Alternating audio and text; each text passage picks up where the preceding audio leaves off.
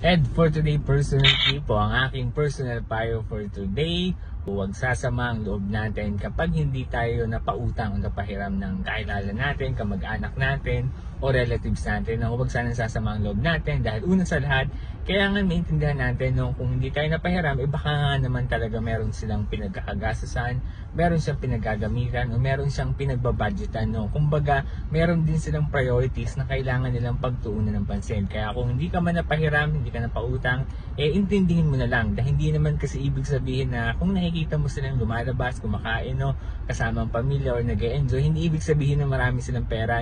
Hindi naman kasi masama na ano ba naman yung paminsan-minsan i-treat mo yung family mo, lumabas kayo, kumain kayo sa labas, At syempre mag-enjoy din kayo dahil una sa lahat nagpapakahirap din naman yung mga taong yan para maranasan nila yung mga ganong klaseng alam mo yun, treatment o mga ganong klaseng bagay, Kaya huwag sanang sasama ang loob natin kung sakali mang hindi tayo napagbigyan, hindi tayo napahiram, kailangan maintindihan natin.